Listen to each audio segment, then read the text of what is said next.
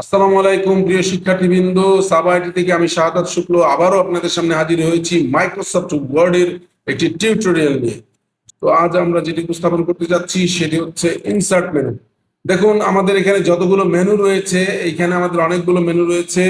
আপনারা জানেন যে আমরা ইতিপূর্বে এই ফাইল মেনু এবং হোম মেনু নিয়ে আলোচনা করেছি এবং এদের যে প্রপার্টিজ গুলো আছে সমস্ত কিছু নিয়ে আলোচনা করেছি। আজকে আমরা আলোচনা করতে যাচ্ছি ইনসার্ট মেনু। ইনসার্ট মেনুটি অত্যন্ত গুরুত্বপূর্ণ একটি মেনু এবং এর প্রপার্টিজ গুলো অত্যন্ত ইম্পর্টেন্ট। আমাদের একটি সুন্দর ডকুমেন্ট তৈরির ক্ষেত্রে ইনসার্ট মেনুর ম্যাক্সিমাম প্রপার্টিজ বা টুলস গুলো ব্যবহৃত হয়ে থাকে।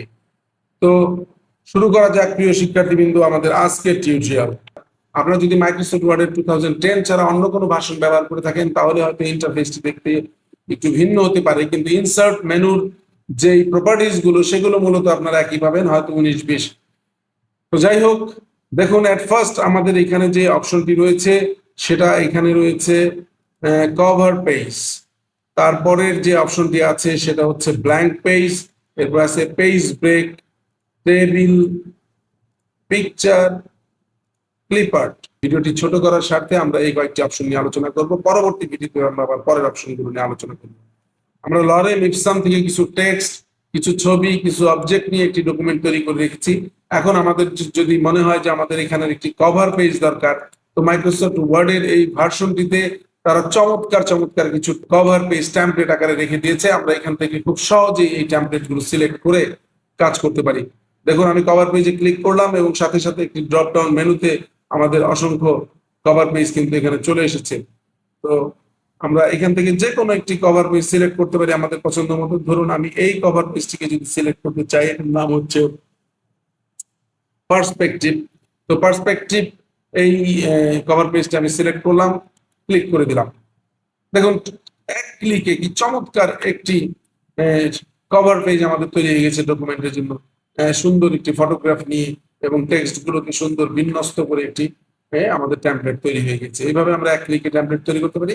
তবে এখানে লক্ষণীয় বিষয় হচ্ছে যে টেক্সট গুলো রয়েছে, এই টেক্সট গুলো কিন্তু আপনার পছন্দ মতো আপনাকে এখানে এডিট করে নিতে হবে, কারণ এই টেক্সট গুলো রাখলে কিন্তু আপনার ডকুমেন্টের জন্য উপযুক্ত হবে না। তাই আপনি এখানে আছে টাইপ দ্য ডকুমেন্ট টাইটেল। তো আপনি এখানে জাস্ট একটি ক্লিক করেন, এটা হাইলাইটেড অবস্থায় এসে আপনি লিখলেন দিস ইজ মাই ডকুমেন্ট। এইভাবে আমি টাইটেলটি সিলেক্ট করে দিলাম বা আমি লিখে দিলাম। তারপর type the document sub title, আপনি যদি কোনো সাব টাইটেল দিতে চান এখানেও আমি একটি ক্লিক করে আমি যা খুশি তাই লিখে দিতে পারি। ওকে, আমি লিখে দিলাম। দেন এখানে নিচে আমার একটি অ্যাবস্ট্রাক্টের ভেতরে কিছু ডেসক্রিপশন রয়েছে, বর্ণনা রয়েছে। আপনি চাইলে এখানেও অনেক কিছু লিখে দিতে পারেন, তো এখানে আমি কিছু লিখছি না। তো এইভাবে ছবিটা আপনি ক্লিক করে চাইলে চেঞ্জ করে নিতে পারেন, তবে আমি চেঞ্জ করতে যাচ্ছি না কারণ ছবিটি আমার কাছে ভালোই লেগেছে। তো এইভাবে আপনি আপনার ডকুমেন্ট সংশ্লিষ্ট কিছু ছবি এখানে বসিয়ে দিতে পারেন। এইভাবে আপনি একটি টেমপ্লেট তৈরি করতে পারেন। এক ক্লিকে চমৎকার একটি টেমপ্লেট তৈরি হয়ে গেছে। এই হচ্ছে আমাদের কভার পেজ যে বিষয়গুলো, এখান থেকে আমি কভার পেজ চেঞ্জ করতে পারি। এখানে অসংখ্য কভার পেজ রয়েছে, ঠিক আছে। তো এরপরে যেটি আছে আমাদের, দেখুন প্রিয় শিক্ষার্থীবৃন্দ, আমি এখানে আছে ব্ল্যাঙ্ক পেজ। ব্ল্যাঙ্ক পেজ কোথায়? আমি ধরেন যদি আমার ডকুমেন্টে ফিরে আসি, আমি কার্সরটি এখানে রাখলাম। তো এই অবস্থায় আমি যদি মনে করি যে আমার প্রথমে একটি ব্ল্যাঙ্ক পেজ দরকার, তাহলে আমি কার্সরটি সবার আগে রাখলাম। আর যদি মনে হয় যে আমি অন্য কোথাও অন্য পেজে হবে, তাহলে আমি এই পেজে হলে এই পেজে রাখতে পারি। তো যাই হোক, আমি যেখানেই রাখতে চাই, আমি ফার্স্ট পেজ একটি ব্ল্যাঙ্ক পেজ রাখতে চাই কভার পেজটির পরপরই, তাহলে আমি প্রথমে কার্সরটি এখানে রাখলাম, রেখে জাস্ট এক ক্লিক আমার একটি ব্ল্যাঙ্ক পেজ চলে যাবে। আমি এখানে ক্লিক করে দিলাম, সাথে সাথে দেখুন শিক্ষার্থীবৃন্দ আমার এখানে একটি ব্ল্যাঙ্ক পেজ তৈরি হয়ে গেছে। এখন আপনি চাইলে এখানে ব্ল্যাঙ্ক পেজটা এইভাবেও রেখে দিতে পারেন, অথবা আপনি এখানে যে কোনো কাজ বা টেক্সট এডিট করতে পারেন। তো এই হচ্ছে আমাদের ব্ল্যাঙ্ক পেজের বিষয়। এরপর যেটি আছে এখানে দেখুন এই অপশনটি, সেটা হচ্ছে আমাদের এই যে এখানে পেজ ব্রেক। পেজ ব্রেক বলতে যেটা বোঝায় ঠিক অনেকটাই ব্ল্যাঙ্ক পেজের কাছাকাছি। দেখুন, আমি যে কোনো জায়গায় থেকে ব্রেক করে যদি আমি একটি পেজ নিতে চাই, যে কোনো জায়গা থেকে, জাস্ট এখানে আমি কার্সরটি রাখলাম, ব্ল্যাঙ্ক পেজ ক্লিক করলাম, ব্ল্যাঙ্ক পেজ হয়ে গেল।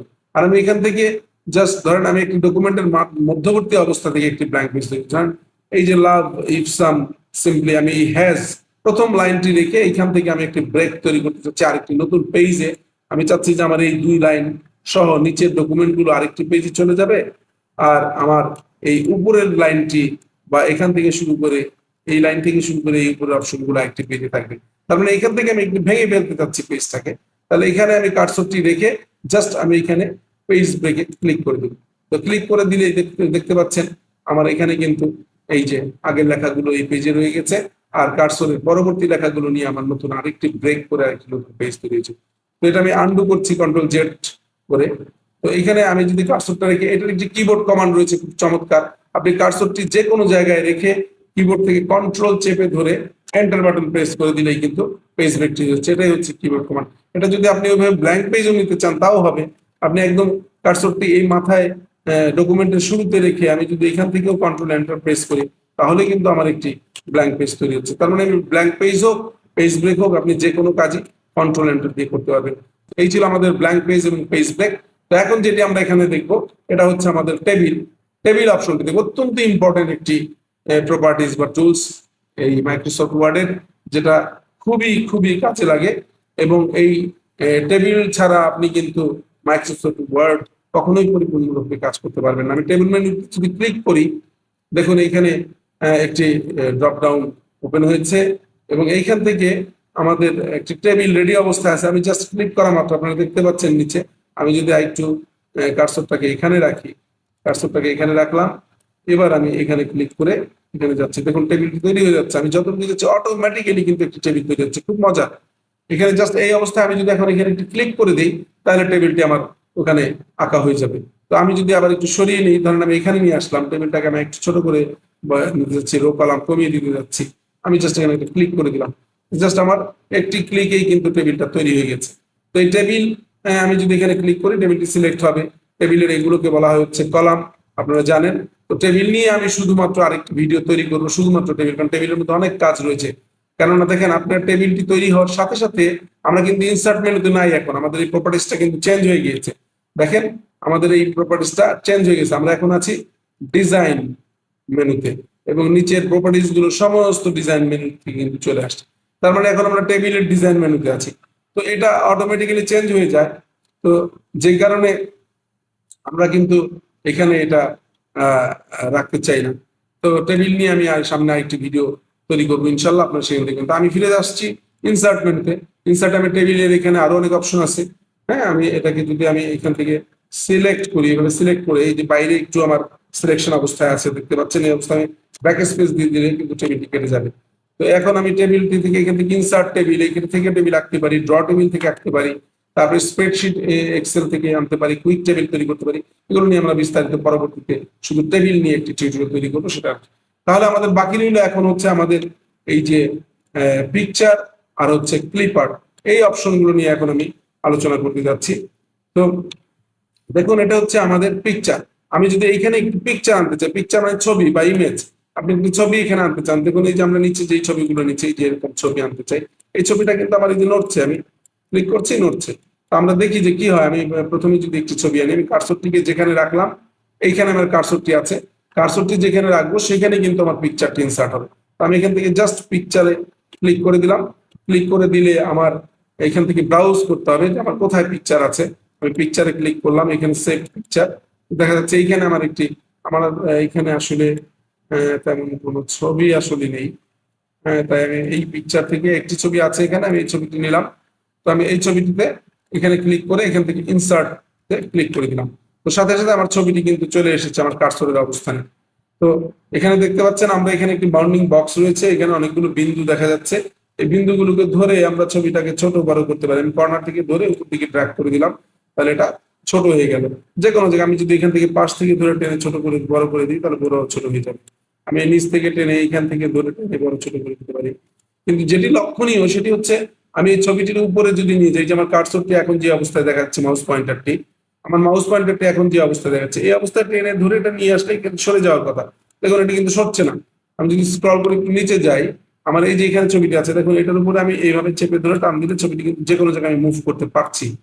কিন্তু আমি যদি উপরের ছবিটিকে এখানে টেনে ধরে নিয়ে যেতে চাই সেটা কিন্তু যাচ্ছে না, কেননা ছবিটিকে ফরম্যাট করতে হবে। আমরা এই ছবিটির উপরে রাইট বাটন, মাউসের পয়েন্টার, এই ছবিটির উপরে মাউস পয়েন্টার রেখে আমি রাইট ক্লিক করব। রাইট ক্লিক করলে এইখানে এই যে অপশনটি দেখতে পাচ্ছেন শিক্ষার্থীবৃন্দ, এটা হচ্ছে র্যাপ টেক্সট। তো অনেকে ওয়ার্ড টেক্সট বলেও থাকেন, যাই হোক ওয়ার্ড টেক্সট, র্যাপ টেক্সট উচ্চারণ আপনি যেটি করেন। তো এই অপশনটিতে যাওয়ার পরে এখানে যে অপশনগুলো আছে এখান থেকে যে কোনো একটি অপশন আপনাকে চুজ করতে হবে। তো বেটার হচ্ছে আমি বিহাইন্ড টেক্সট দিলে এটা লেখার পেছনে চলে যাবে ছবিটা, আর যদি ইন ফ্রন্ট অফ টেক্সট দিই তাহলে লেখাগুলোর উপরে ভেসে থাকবে। তো আমি যেহেতু লেখার নিচে চলে গেলে আমি অনেক সময় ছবিটাকে মুভ করতে সমস্যা হয়, ধরতে সমস্যা হয়, তাহলে আমি ইন ফ্রন্ট অফ টেক্সটে দিয়ে দিচ্ছি। এবার ছবিটা কিন্তু আমার একেবারে কাজের উপযুক্ত হয়ে গিয়েছে। তো শিক্ষার্থীবৃন্দ, এখন দেখুন আমি যদি এটাকে ধরে টান দিই, যেদিকে ড্র্যাগ করছি সেদিকেই কিন্তু ছবিটি চলে যাচ্ছে। এইভাবে আমরা ছবিটাকে কাজের উপযুক্ত করে ফেলতে পারি র্যাপ টেক্সটের মাধ্যমে। এখন এই ছবিটাকে আমি এই যে ছোট বড় করলাম, তারপরে এইখান থেকে ধরে আমি যেভাবে ক্লিক করতে পারি, এখান থেকে আমি রোটেট করতে পারি, এইভাবে করে আমি অনেক কিছু করতে পারি। দেন এই ছবি নিয়েও আমরা, ইমেজ বা পিকচার নিয়েও আমরা একটি ক্লাস দিব, হয়তো বা টেবিল আর পিকচারের উপর আমরা সেম ক্লাস দিতে পারি। কারণ এখানেও দেখুন এই যে আমাদের ফরম্যাট মেনুতে চলে গিয়েছে, এখন ছবি নিয়ে আমাদের অনেক কাজ আছে। তো আমি আপাতত ছবিটিকে ডিলিট করে দিচ্ছি।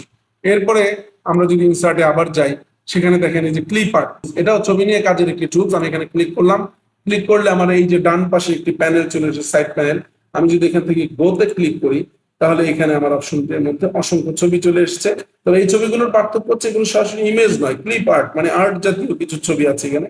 তো ধরুন যে আমি এই ছবিটিতে, এই যে এখানে এই ছবিটিতে ক্লিক করলাম, এই ছবিটিতে ক্লিক করলে বাদ বাকি যে নিয়মগুলো আমি এবং এটাকে কেটে দিচ্ছি এখান থেকে। তো এখন ছবিটি এসেছে। এখন এই ছবিটি আর ইনসার্ট মেনুর আমার এই পিকচারের অপশন, বাকি কাজগুলো কিন্তু সব সিমিলার। আমি এখান থেকে ছোট বড় করতে পারি, হ্যাঁ আমি এখান থেকে ছোট বড় করতে পারি, কিন্তু ড্র্যাগ করলে সরছে না। তাহলে এটাকে আমি রাইট বাটন প্রেস করে আবার র্যাপ টেক্সটে যে আমি ইন ফ্রন্ট অফ টেক্সট অথবা বিহাইন্ড টেক্সট যেটি করে দিচ্ছি, আমি এটা করে দিলাম। এখন আমি এটাকে টেনে এদিকে নিয়ে যেতে পারি। বুঝতে পেরেছেন আশা করি শিক্ষার্থীবৃন্দ। যদি আপনারা বুঝতে না পেরে থাকেন, কোন রকম সমস্যা থেকে, প্রশ্ন থাকে, তাহলে আপনার কমেন্ট বক্সে কমেন্ট দিয়ে আমাদেরকে জানাতে পারেন। আমরা চেষ্টা করবো সেগুলোর উত্তর দিতে, বা পরবর্তীতে কোনো ভিডিওর মাধ্যমে আমরা সেই উত্তরগুলো জানাবার চেষ্টা করব। তো এই ছিল আমাদের আজকের ভিডিও। আর যদি মনে করেন যে এই ভিডিও টিউটোরিয়ালটি দেখে আরো অনেক উপকৃত হতে পারে, তাহলে লাইক কমেন্ট শেয়ার দিয়ে ভিডিওটি ছড়িয়ে দিতে সাহায্য করতে পারেন। আর পরবর্তী ভিডিও টিউটোরিয়ালগুলো পাওয়ার জন্য সাবস্ক্রাইব বাটন হিট করে রাখতে পারেন। তো ধন্যবাদ শিক্ষার্থীবৃন্দ, ভালো থাকবেন। আসসালামু আলাইকুম।